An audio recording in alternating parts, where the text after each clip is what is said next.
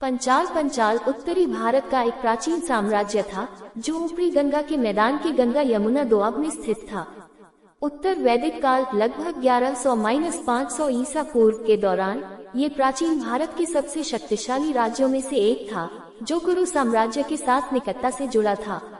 एक लगभग 5वीं शताब्दी ईसा पूर्व तक यह एक कुलीन संघ बन गया था, जिसे भारतीय उपमहाद्वीप के 16 महाजनपदों प्रमुख राज्यों में से एक माना जाता था।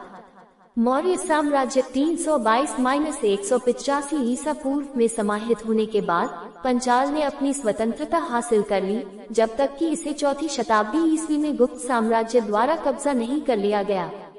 पंचाल राज्य गोमती नदी के पश्चिम में और चंबल नदी के उत्तर में स्थित था। इसके पश्चिमी पड़ोसी सूरसेन और यकृलोमा थे, जबकि उत्तर पश्चिम में ये घने जंगलों द्वारा गंगा और कुरुओं से अलग था। पंचाल की उत्तरी सीमाएं गंगा के उद्गम क्षेत्र के आसपास के जंगल थे। पंचाल का क्षेत्र आधुनिक बरेली, बदायूं और फर्रुखाबाद जिलों के साथ साथ रोहिलखंड के आसपास के हिस्सों और उत्तर प्रदेश में मध्य गंगा यमुना दोआब से मेल खाता था। माना जाता है कि पंचाल जनपद का निर्माण कई जनजातियों से हुआ था। शतपथ ब्राह्मण से पता चलता है कि पंचाल कृवि जनजाति का बाद का नाम था, जो ऋग्वेद के अनुसार सिंधु नदी के तट पर रहते थे। राजनीतिक वैज्ञानिक सुदामा मिश्रा के अनुसार पंचाल जनपद का नाम बताता है कि यह 5 पंच जनजातियों का एक सम्मेलन था।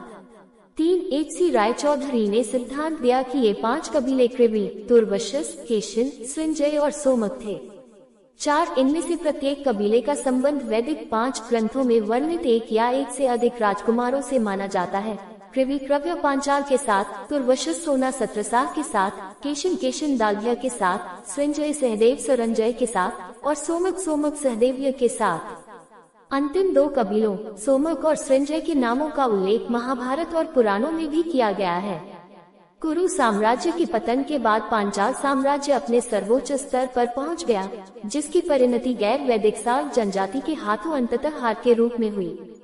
पांचाल के राजा केशिन दालभ्य लगभग 900 और 750 BC 6 कुरु राजा के भतीजे थे, जिनकी मृत्यु उत्तराधिकारहीन होकर हुई थी। केशिन ने बाद में नेतृत्व संभाला, अपने राज्य को नए राजनीतिक और सांस्कृतिक केंद्र के रूप में स्थापित किया और वैदिक परंपरा की निरंतरता सुनिश्चित की। साथ उनका राजवंश कई पीढ़ियों तक सत्ता में रहा। उनके बाद के उत्तराधिकारियों में से एक दार्शनिक राजा प्रवाहना ज्यावली थे, जो विदेह के राजा जनक और दार्शनिक उद्दालक अरुणी और श्वेत केतु 8वीं-7वीं शताब्दी ईसा पूर्व के समकालीन थे। मूल रूप से एक राजशाही वंश, पांचाल ने 500 BC के आसपास सरकार के एक गणतंत्र मॉडल को अपनाया। बौद्ध ग्रंथ अंगुत्तर निकाय में पंचाल का उल्लेख लगभग 6वीं शताब्दी ईसा पूर्व के 16 महाजनपदों में से एक के रूप में किया गया है। 4वीं शताब्दी ईसा पूर्व का ग्रंथ अर्थशास्त्र भी राजशब्दोपजीवीन राजा कौंसल संविधान का पालन करने वाले पंचालों को प्रमाणित करता है। 4वीं शताब्दी ईसा पूर्व के मध्य में महापद नंद के शासनकाल के दौरान पंचाल को मगध साम्राज्य में मिला लिया गया था। मुद्रा शास्त्र या साक्ष्य मौर्योत्तर काल में पंचाल के स्वतंत्र शासकों के अस्तित्व को प्रकट करते हैं। उनके द्वारा जारी किए गए अधिकांश सिक्के हिच्छत्र और आसपास के क्षेत्रों में पाए जाते हैं। सभी सिक्के गोल हैं, तांबे की मिश्र धातु से बने हैं और उनके अग्रभाग पर एक निश्चित पैटर्न है, एक गहरा उकेरा हुआ चौकोर पंच जिसमें 3 प्रतीकों की एक पंक्ति है और उनके नीचे एक पंक्ति में शासक का नाम रखा गया है। पीछे की ओर देवताओं या कभी कभी उनकी विशेषताओं का चित्रण होता है, जिनके नाम जारीकर्ता के नामों का एक घटक होते हैं। उदाहरण के लिए अग्निमित्र के सिक्कों पर अग्नि का चित्रण है।